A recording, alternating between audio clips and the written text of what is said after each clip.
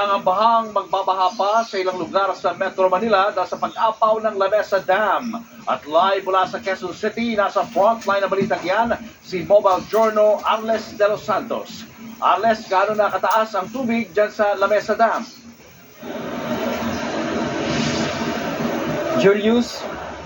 Julius, umapaw na nga ang tubig na ang level ng tubig sa Lamesa Dam, bunsod ng maghapong ulan dala ng habagat. Kaninang alas 4 ng hapon ay umabot na nga ito sa 80.16 meters ang level ng tubig sa naturang dam.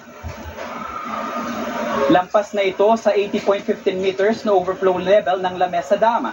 Dahil dyan, inabisuhan na ang mga residenteng malapit sa Tulyan River na lumikas. Diyan kasi dadaloy ang tubig na umapaw mula sa Lamesa Dam. Kabilang sa mga lugar na pinaghahanda ay Quezon City, Valenzuela City, Caloocan City, Malabon City at Navotas.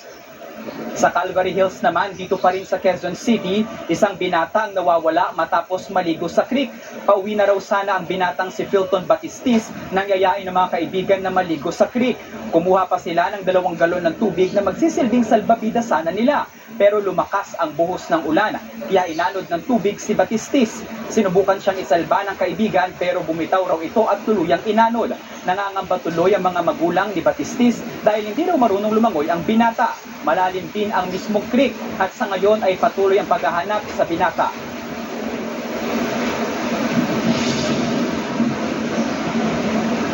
Julius, nandito tayo ngayon sa kahabaan ng Giaraneta Avenue dito sa Quezon City, no? At makikita ninyo sa aking likuran ay abot dibdib na nga ang tubig baha dito. Kaya naman ang mga residente para makauwi sa kanilang mga tahanan ay kailangan ng sumakay ng bangka o hindi naman kaya ay suungin ang maruming tubig na ito. Kaya naman ang paalala ng Quezon City sa mga residente ay maghanap na ng alternatibong mga daan at manatiling ligtas sa maulang panahon na ito. Julius. Arles, ito bang tubig dyan mas lalo pang tumataas? Kasi ang sabi sa akin, pati yung sasakyan nyo ay naabot na rin yung gulong, no? Lampas na sa gulong yata yung taas ng tubig dyan. Tama, Julius, no? Bago tayo lumapag dito ay hindi pa umaabot sa mismong kalsada dito sa ilalim ng diversion road na ito ang tubig. Pero ngayon ay mas mabilis na ang pagtaas ng tubig at actually malapit nang ito umabot sa ating balikat kung hindi tayo nakatungtong sa ating platform. Yung mga nasa likod mo, Arles, mga tirahan ba yan? May mga residente ba dyan sa area na yan?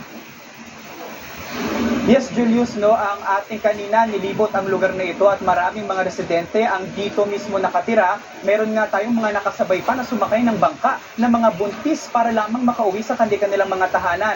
Kaya naman bukod dyan, sa baha na dulot nitong habagat, may mga tindahan na apektado rin ang kanilang kita sa araw-araw. Kaya naman sila ay nagsarado na lamang at naghahangad na pubuti na ang panahon para sila ay makapagbenta na muli. Okay, maraming salamat, Arles, at mag-iingat kayo dyan ng iyong team.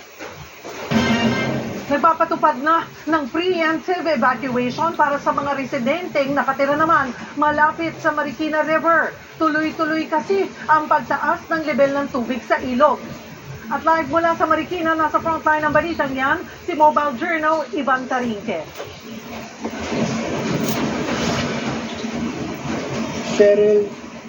Cheryl, simula kaninang umaga ay tuloy-tuloy na ang pagbuhos ng ulan dito sa Marikina at karatig na mga lalawigan. Yan ang dahilan kung bakit patuloy ang pagtaas ng level ng tubig sa Marikina River.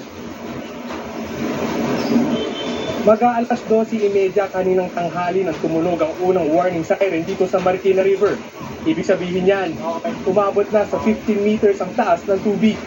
Dahil sa tuloy-tuloy na buhos ng ulan, sinuspinde ang klase sa lahat ng antas at mga paaralan. Ang ilang residente, dumiretso muna sa Marikina River para malaman kung uuwi pa ba sila o redirekta na sa evacuation center. Catch basin kasi ang Marikina ng tubig mula sa mga kabundukan ng Rizal. Mag-aalas 2 ng hapon, umakyat na sa 16 meters ang level ng tubig. Dahil dyan, idineklara na ang ikalawang alarma. Hinikayat ang mga residenteng nakatira malapit sa ilog na lumikas na. Nakahanda naman ang mga evacuation center para sa mga residenteng lilikas. 300 pamilya na raw ang nananatili doon sa ngayon.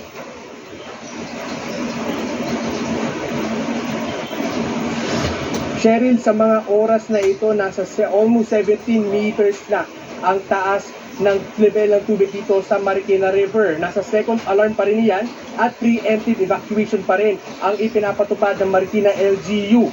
Pag umabot naman ito ng 18 meters, magkakaroon naman ng sapilitang pagligtas o forced evacuation na ang gagawin ng LGU. Cheryl? Yan ang ulat ni Mobile Journal, Ivan Tarinque mula sa Marikina.